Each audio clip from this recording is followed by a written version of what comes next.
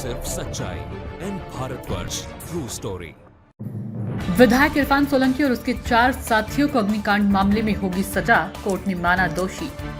कानपुर नगर में आखिरकार कानपुर नगर की थाना जाजमऊ क्षेत्र में निवास करने वाली एक गरीब मुस्लिम महिला को योगी आदित्यनाथ और उनके ईमानदार पुलिस विभाग के कारण सपा विधायक इरफान सोलंकी और उसके गुर्गों के द्वारा अंजाम दिए गए अग्निकांड मामले में न्याय मिल ही गया, क्योंकि कानपुर की एमपी एमएलए कोर्ट एडीजे 11 ने सपा विधायक इरफान सोलंकी समेत 4 अन्य को आगजनी मामले में दोषी करार दे दिया है और अब सजा आगामी 7 जून को सुनाई जाएगी।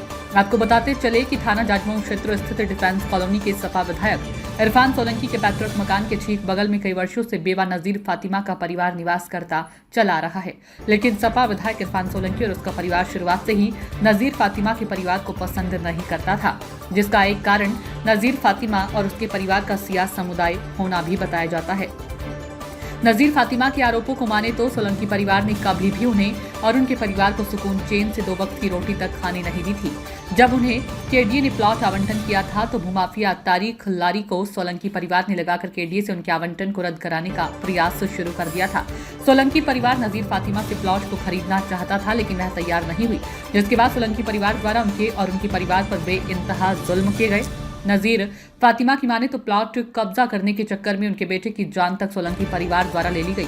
जुल्म की इंतहा पार हुई तो वर्षों बाद योगी आदित्यनाथ की सरकार में जब विधायक ने बेवा का झोपड़ा जलाकर उसे और परिवार को मारने की साजिश रची तो उसे भारी पड़ गया और जेल जाना पड़ा, और नतीजा ये निकला कि अब विधायक और उसके साथ ही दोषी करार दे दिए गए हैं और साथ ही अब 7 जून को उन्हें सजा भी सुनाई जाएगी। 7 नवंबर 2022 को दिया था अग्निकांड की घटना को अंजाम।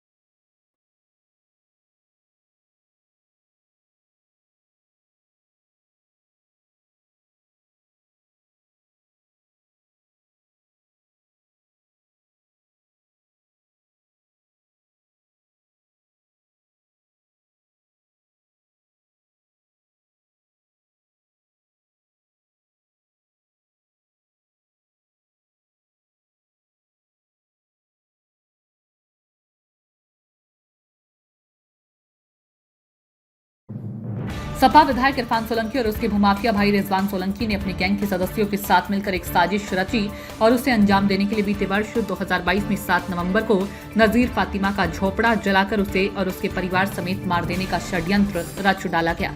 लेकिन नजीर फातिमा और उसका परिवार बच गया और जब जन एक्सप्रेस के माध्यम से नजीर फातिमा ने उत्तर प्रदेश के मुखिया योगी आदित्यनाथ से गुहार लगाई तो 8 नवंबर 2022 को उसका मुकदमा थाना जाजमऊ में दर्ज किया गया। इस मुकदमे में नजीर फातिमा के साथ कंधे से कंधा मिलाकर समाज सेवी अकील अहमद खान, शारिक अली बरकाती, नासिम आरिफ आदि लोगों ने सच्चाई का साथ दिया।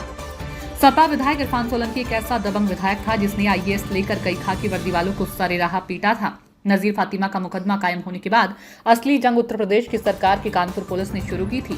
नजीर फातिमा को न्याय दिलाने के विधायक फरार हो चुका था और उस समय के तत्कालीन पुलिस कमिश्नर बीपी जौगदंड और joint police commissioner Anand Prakash Tiwari पर नजीर फातिमा को न्याय दिलाना और विधायक को उसके गैंग समेत जेल पहुंचाना सबसे पहली प्राथमिकता थी। आनंद प्रकाश तिवारी ने निष्पक्ष रूप से विवेचना कार्रवाई एक बिंदु पर गहनता से उन्होंने कोई मर्तबा जांच अधिकारियों के पेच कसे, साथ ही साथ पुलिस कमिश्नर बीपी जौगदंड से कहकर कोर्ट प्रशासन को पत्र लिखवाया कि मामले का ट्रायल फास्ट ट्रैक कोर्ट में हो। आईपीएस आनंद प्रकाश तिवारी की मेहनत रंग लाई और अग्निकांड मामले की सुनवाई दिन प्रतिदिन fast track court MP MLA court ADG में 11 में होने लगी। अग्निकांड मामले में एमपी एमएलए सेशन कोर्ट के विशेष न्यायाधीश सत्येंद्र नाथ त्रिपाठी ने सपा विधायक इरफान सोलंकी, उनके भाई रिजवान सोलंकी समेत 5 अभियुक्तों का आगजनी के आरोप में दोषी करार दे दिया है। कोर्ट अब 7 जून को सजा के बिंदु पर सुनवाई करेगा। इसके बाद 5 दोषियों को सजा सुनाई जाएगी। एफआईआर दर्ज होने के बाद विधायक इरफान सोलंकी गिरफ्तार से बचने के लिए फरार हो गया था, जिसके चलते फर्जी आधार कार्ड के जरिए हवाई यात्रा करने का भी एक मुकदमा दर्ज हो गया था। गिरफ्तारी से बचने का कोई चारा ना दिखाई देने पर आखिर उसने भाई रिजवान के साथ पुलिस कमिश्नर के यहां समर्पण भी कर दिया था। इसके बाद उसे जेल भेज दिया गया था। जेल में विधायक से मिलने पूर्व मुख्यमंत्री व सपा मुखिया अखिलेश यादव पहुंचे थे। इसके बाद सुरक्षा कारणों से जेल अधीक्षक की रिपोर्ट के आधार पर इरफान को कानपुर से महाराजगंज जेल में शिफ्ट कर दिया गया था। तब से इरफान महाराजगंज जेल में ही बंद है। मामले में इरफान, रिजवान, मोहम्मद शरीफ, शौकत अली व इजराइल आटेवाला के खिलाफ मुकदमे की सुनवाई चल रही थी। इरफान के अलावा रिजवान, शौकत अली व इजराइल आटेवाला कानपुर जेल में ही बंद है, जबकि जमानत मिलने के बाद मोहम्मद शरीफ की जेल से रिहाई हो चुकी है। अभियोजन और बचाव की पक्ष की बहस 1 मार्च को पूरी हो गई थी। इसके बाद कोर्ट ने फैसले के लिए 14 मार्च की तारीख नियत की थी। तब से अलग अलग कारणों से फैसला टलता रहा। फैसला सुनने के लिए महाराजगंज जेल में बंद इरफान को वीडियो कॉन्फ्रेंसिंग से कोर्ट में पेश किया गया, जबकि रिजवान, शौकत व इजराइल को कानपुर जेल से लाकर कोर्ट में पेश किया गया। जमानत पर जेल से बाहर मोहम्मद शरीफ भी कोर्ट में हाजिर हुआ। डीजीपी दिलीप अवस्थी व एडीजीसी भास्कर मिश्रा के साथ वादी की अधिवक्ता प्राची श्रीवास्तव ने बताया कि कोर्ट ने सभी 5 अभियुक्तों को दोषी करार दे दिया है।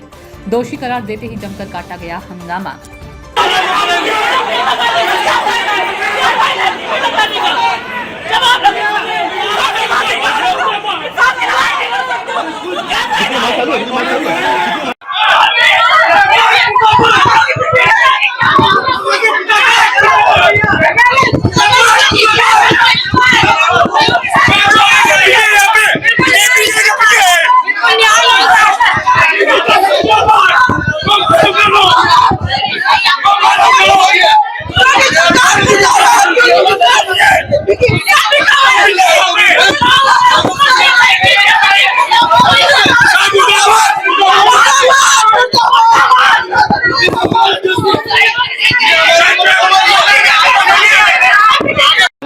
सजा हुई है। जैसे ही एमपी एमएलए कोर्ट ने विधायक इरफान समेत सभी को दोषी करार दिया, वैसे ही कोर्ट के बाहर खड़े सभी आरोपियों के परिजनों ने हंगामा काटना शुरू कर दिया। हिस्ट्री शीटर शौकत पहलवान के परिजनों ने तो खूब जमकर हंगामा काटा। इस दौरान शौकत की बेटी और पत्नी बेहोश होती हुई भी नजर आई। काफी फोर्स को देखने के बाद भी हंगामा काटना कम नहीं किया। जब पुलिस ने सख्ती दिखाई तो सभी चुप हो गए। सबको सजा किया है, छोटे सेक्शन में छोड़ा है। 7 तारीख में पनिशमेंट के बारे में सुनेंगे, कितनी सजा देनी है 7 तारीख को। दंड के बिंदु पर 7 तारीख को सुनवाई होगी। दंड के सवाल पर 7 तारीख को सुनवाई होगी। जी, आज कोर्ट ने क्या फैसला सुनाया है? माननीय न्यायालय के द्वारा आगजनी मामले में, जिसमें रिजवान सोलंकी, उनके भाई विधायक इरफान सोलंकी, शौकत अली, शरीफ और इजराइल आटेवाला को उनके द्वारा वादनी नज़ीर फातिमा के प्लॉट में आग लगाए जाने का दोषी माना गया है और धारा 336 आईपीसी में जो है उनको गिल्टी और अन्य धाराओं में भी गिल्टी होल्ड अप कर दिया गया है। क्या लगता है आपको कि इस धारा में दोषी माना गया है, क्या सजा हो सकती है?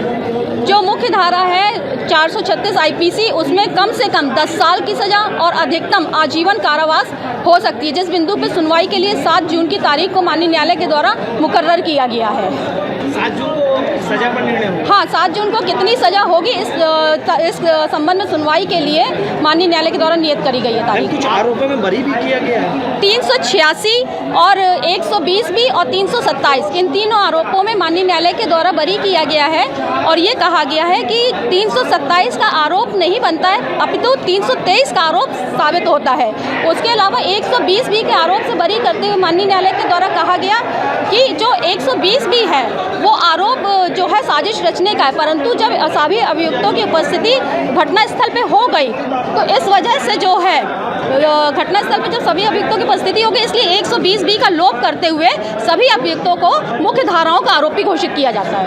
आप वादी पक्ष के वकील हैं जी। आप यहाँ दोष ठहराने तक आपने क्या संघर्ष किया, क्या परेशानी झेलनी पड़ी आपको?